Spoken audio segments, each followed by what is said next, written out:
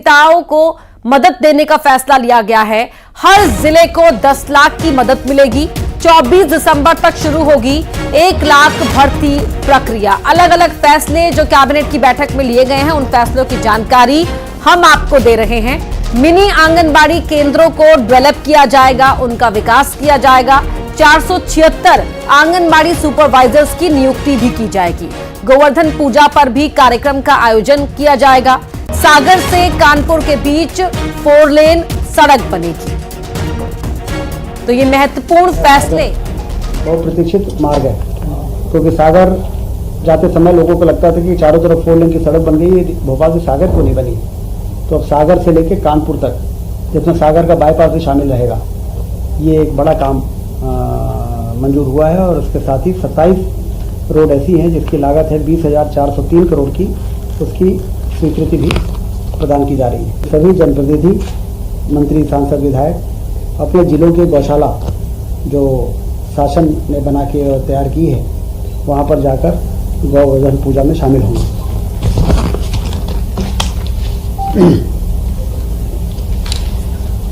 सिंहस्थ 2028 में होना है और उसके लिए हमेशा से भव्य तैयारियां होती रही हैं, लेकिन अवैध कॉलोनी, अतिक्रमण और समस्या, इस प्रकार की बातें भी आती रही हैं। इसलिए मुख्यमंत्री जी ने ये फैसला किया है, कैबिनेट ने उसको अनुमोदन किया है कि हम वहाँ पर 476 पद हमें सुपरवाइजर के भी मिल गए। तो कुल मिला के ये इसमें 213 करोड़ रुपए खर्च होंगे, जिसको कैबिनेट ने आज मोहर लगा दी है। और इससे जो कार्यक्रम होते हैं आंगनबाड़ी केंद्रों में, उसको काफी मदद मिलेगी। 18 साल से कम उम्र की बालिकाओं के साथ जो दुराचार हो जाता है, उसके कारण वो प्रेग्नेंट भी हो जाती हैं और फिर उनको काफी परेशानी का सामना करना पड़ता है। तो हर जिले में 10 लाख रुपए देने का निर्णय आज हुआ है और उसमें आइडेंटिफिकेशन के बाद उनको जो भी सहायता। वासु चौरे भोपाल से हमारे सहयोगी इसी खबर पर लाइव जुड़ रहे हैं हमारे साथ। वासु, कई महत्वपूर्ण फैसले कैबिनेट की इस बैठक में लिए गए हैं। निश्चित तौर पर देखिए, बहुत ही महत्वपूर्ण ये बैठक थी कैबिनेट की, क्योंकि लगातार मध्य प्रदेश में कई सारी योजनाओं पर काम चल रहा है और उन्हीं को लिहाज से अगर देखा जाए तो कई प्रस्तावों को हरी झंडी मिली है। खासतौर पर अगर इंफ्रास्ट्रक्चर डेवलपमेंट को देखा जाए, बीते दिनों हमने भी मुहिम चलाई और रोड को लेकर काफी बातें हुई, सड़कों को लेकर, गड्ढों को लेकर काफी बात हुई। तो अब एक रोड का बेहतर तंत्र पूरे प्रदेश के अंदर डेवलप हो, कई सारी रोड्स को जो है स्वीकृति मिली है। हजारों करोड़ रुपए का जो फंड है वो इसके लिए जारी किया गया है। जिस तरह से लगातार बीते दिनों हमने देखा कि बहुत ही दुर्भाग्यपूर्ण घटनाएं हुई, खासतौर पर नाबालिग बच्चियों के साथ, मासूम बच्चियों के साथ रेप के जो मामले सामने आए, अब उनको लेकर भी सरकार ने एक संवेदनशील कदम उठाया है। हर जिले में जो पॉक्सो एक्ट की पीड़िता होती हैं, यानी कि जो नाबालिग होती हैं और जो दुष्कर्म का शिकार हो जाती हैं, उनकी मदद के लिए 10 लाख रुपए का जो फंड है वो रखा गया है, ताकि उनका बेहतर रूप से भरण पोषण हो सके और एक वो बेहतर जिंदगी जी सके। उनको आर्थिक सहायता के साथ जो सामाजिक न्याय है वो भी मिल सके, इसको लेकर फैसला किया गया है। बड़े पैमाने पर अभियान चला के रोजगार दिए जाएंगे। स्वास्थ्य विभाग में भर्तियां हो या अन्य विभागों में भर्तियां हो, उसका पूरा एक मॉडल खाका तैयार हुआ है। दिसंबर तक इसमें कुछ जो बड़े डेवलपमेंट है वो सामने आ सकते हैं, वो हो सकते हैं। और 10-11 विभागों को जिम्मेदारी दी गई है कि आप लोग रोजगार सृजन करने का काम करें। इसके अलावा कल एक महत्वपूर्ण जो कार्यक्रम है वो रीवा में होना है, इन्वेस्टर समिट का, उसको लेकर भी कैबिनेट की इस पूरी बैठक में चर्चा हुई और बेहतर तैयारी है रीजनल कॉन्क्लेव को लेकर। ये भी सीएम की ओर से और तमाम अधिकारियों की ओर से बताया गया। बड़े पैमाने पर जो निवेश आने की जो उम्मीद है वो व्यक्त की गई है। साथ ही जो फ्लैगशिप अलग अलग योजनाएं चल रही हैं उसमें किसी तरीके के फंड की कोई दिक्कत ना है, परेशानी ना है, इसको लेकर भी फैसले हुए हैं। जी अपर्णा, बहुत धन्यवाद वासु चौरे आपका इस पूरी बातचीत के लिए। और अब बात भोपाल की, जहां देश विरोधी नारे लगाने वाले फैजान ने आज मिसरोद थाने में तिरंगे को 21 बार सलामी दी और भारत माता की जय के नारे लगाए। हाईकोर्ट के आदेश के बाद तिरंगे को सलामी दी। आपको बता दें कि देश विरोधी नारे लगाने के आरोप में फैजान की गिरफ्तारी हुई थी और हाईकोर्ट ने शर्तों के आधार पर फैजान को जमानत दी थी। हाईकोर्ट ने अपने आदेश में कहा था कि फैजान हर महीने के पहले मंगलवार और चौथे मंगलवार को मिसरोद थाने पहुंचकर तिरंगे को 21 दफा सलामी देगा और भारत माता की जय के नारे भी लगाएगा।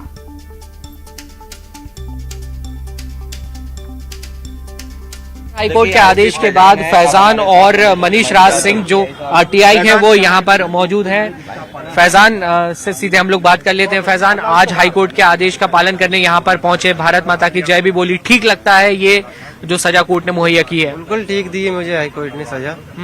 जे मैं पालन कर रहा हूँ, करता रहूंगा जब तक मेरा केस चल रहा है। और ये गलती तो किससे नहीं होती। देखो साहब, वीडियो बनाता कौन नहीं बनाता, हर कुछ ना बनाता, कोई गंदी बना लेता, कोई फिल्म बना लेता है और डल जाती, पुलिस उसको सजा देती है। और जो मुझसे गलती हुए, मुझसे दोबारा ना हो और ना करने की कोई कोशिश करे। ऐसे नारेबाजी देश के, अपन जिस देश में रहते हैं उससे प्यार करते हैं। इस गलती से गलती का एहसास है मुझे। और भारत माता में रहता हूँ मैं, भारत माता की बोलूंगा, भारत माता की बोलता ही हूँ मैं। और अंगूठा छाप हूँ मैं, पढ़ा लिखा तो नहीं था। अब जिसने मुझसे बनवाई है वगैरह वगैरह, बस उनके बारे में भी कुछ कहना नहीं चाहता। तो देखिए, फैजान का ये कहना है कि मुझसे गलती हुई है और मुझे गलती का एहसास है। मैं भारत माता की जय अब बोल रहा हूं और हमेशा भारत माता की। उच्च न्यायालय जबलपुर के दिए गए निर्देशानुसार समय पे यहाँ उपस्थित हो गया था और उपस्थित होकर यहाँ जो निर्देश दिए गए थे कि 21 बार सैल्यूट करके भारत माता की जय कहना है, तो उस हिसाब से इसके द्वारा ये राष्ट्रीय झंडा तिरंगा को सैल्यूट किया गया और भारत माता की जय का नारा लगाया गया। अब आपको फैजान की दो तस्वीरें दिखाते हैं। एक में वो देश विरोधी नारे लगा रहा है जिसकी सजा उसे मिली है। ये देखिए, यहां पर वो देश के खिलाफ नारेबाजी कर रहा है। और दूसरी तस्वीर आज की है जहां वो भारत माता की जय में नारे लगा रहा है। और अब उसे अपनी गलती का एहसास भी हो गया है कि कैसे उसे वीडियो बनवाया गया, नारे लगवाए गए और जिस देश में रहते हैं उस देश के खिलाफ नारेबाजी नहीं करनी है, इस बात का एहसास उसे हो चुका है।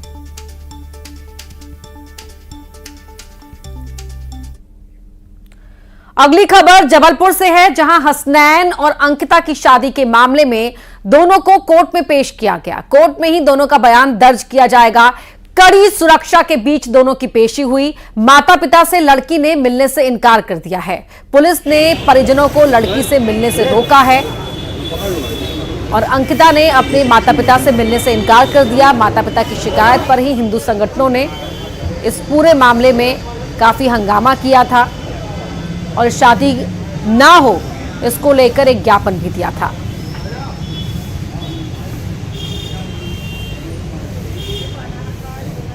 तो कड़ी सुरक्षा के बीच दोनों को पेश किया गया और लड़की के माता पिता ने उससे मिलना चाहा लेकिन लड़की ने इनकार कर दिया है। भारी सुरक्षा के बीच ही दोनों के बयान दर्ज किए जाएंगे।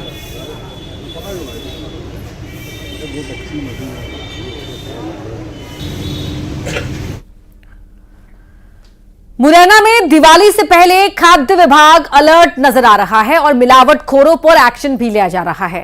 खाद्य विभाग की टीम ने साक्षी फूड प्रोडक्ट पर छापा मारा है। इस दौरान केमिकल से बनाई गई 40 क्विंटल से ज्यादा मिल्क मावा केक और मलाई बर्फी जब्त की है। इसके साथ ही भारी मात्रा में रिफाइंड और मिल्क पाउडर भी जब्त किया है। साथ ही नमूने लेकर जांच के लिए भोपाल लैब में भी भेज दिए गए हैं। बता दें कि तहसीलदार सीताराम वर्मा और मुख्यालय खाद्य सुरक्षा अधिकारी अवनीश गुप्ता ने यह कार्रवाई की है।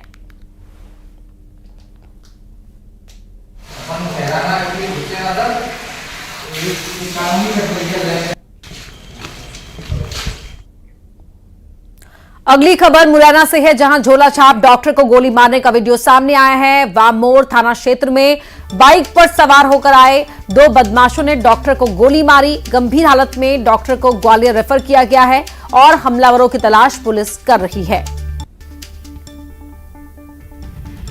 सबके सामने सरेराह ये आए, डॉक्टर को गोली मारकर वहां से आराम से भाग निकले। देखिए, क्लिनिक के बाहर लोग खड़े हैं, बाइक पर बैठी बच्ची डरकर भाग जाती है वहां से।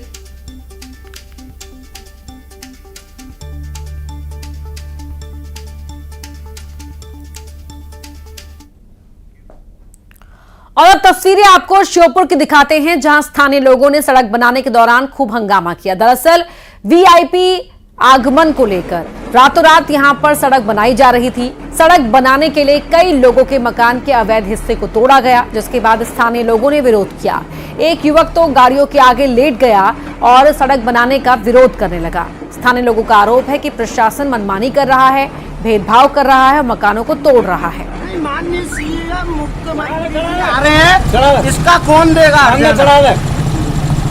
कौन देगा? वो गाड़ी चला देगा, हरजाना कौन देगा इसका? नहीं, माननीय सीएम मुख्यमंत्री आ रहे हैं, इसका कौन देगा? ग्वालियर के शीलनगर में छात्र के साथ मारपीट हो गई। छात्र को 3 से 4 युवकों ने सरिये और डंडों से पीटा। इतना ही नहीं, बीच बचाव करने आए घर वालों पर भी पथराव कर दिया। छात्र के साथ मारपीट करने और घर वालों पर पथराव करने का सीसीटीवी फुटेज भी सामने आया है। घायल छात्र को अस्पताल में एडमिट कराया गया है। वहीं शिकायत के बाद बहुड़ापुर पुलिस जांच कर रही है।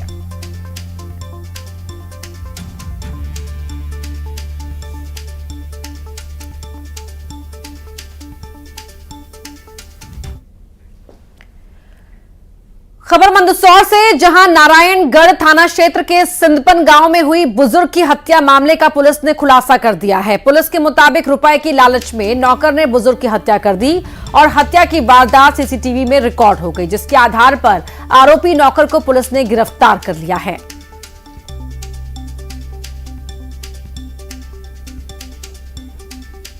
17 अक्टूबर की दरमियानी रात में सिंधपन गांव में मांगीलाल बावरी जी की उनकी दुकान पर उनके कर्मचारी द्वारा हत्या कर दी गई थी, जिस पर थाना नारायणगढ़ पर हत्या का प्रकरण पंजीबद्ध इसकी विवेचना की जा रही थी।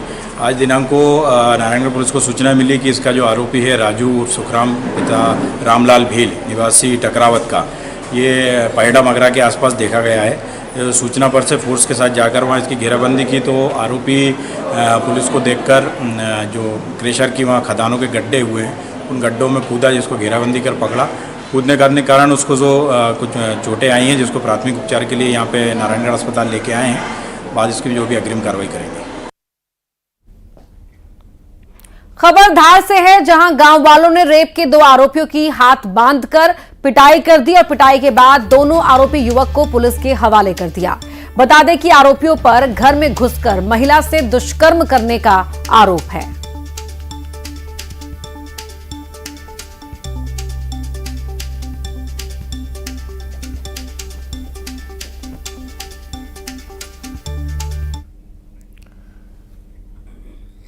खबर इंदौर से है, जहां बेखौफ बदमाशों ने बीजेपी नेता शैलजा मिश्रा के घर के पास फायरिंग की। घटना की जानकारी मिलते ही पुलिस मौके पर पहुंची और मामले की जांच में जुट गई है। पुलिस को जांच के दौरान मौके से खून के निशान भी मिले हैं, जिसके बाद पुलिस अस्पतालों में इसको लेकर जानकारी मांग रही है।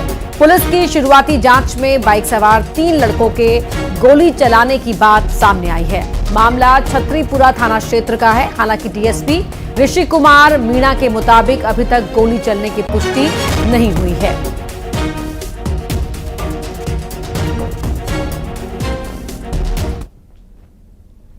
खबर ग्वालियर से है, जहां अतिक्रमण के खिलाफ बड़ी कार्रवाई हुई है। पुलिस और प्रशासन की टीम ने मेहरा कॉलोनी में सरकारी जमीन से अवैध कब्जे को हटाया है। सरकारी जमीन पर बने अवैध निर्माण को बुलडोजर से जमींदोज कर दिया गया। भूमाफिया ने जमीन पर कब्जा कर लोगों को बेच दी है।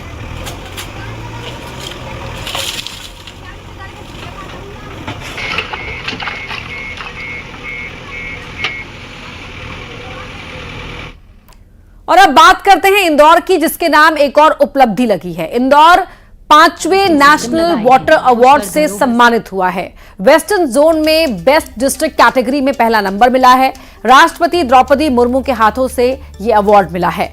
कलेक्टर आशीष सिंह और नगर निगम कमिश्नर शिवम वर्मा ने दिल्ली में यह अवार्ड राष्ट्रपति के हाथों ग्रहण किया। तस्वीरों में आप देख सकते हैं। इस दौरान जिला पंचायत सीईओ सिद्धार्थ जैन भी मौजूद रहे।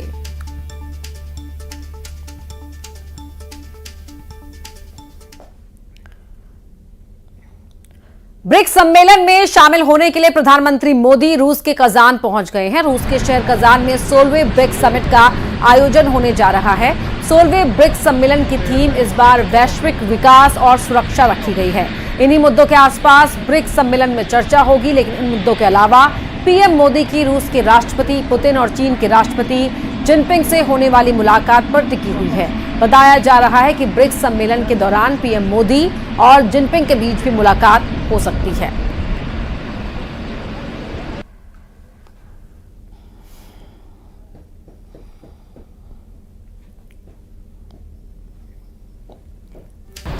तस्वीरें आप देख रहे हैं ब्रिक्स सम्मेलन के प्रधानमंत्री जब रूस पहुंचे, कजान पहुंचे हैं, रूस के कजान, जहां पर वो ब्रिक्स सम्मेलन में हिस्सा लेंगे।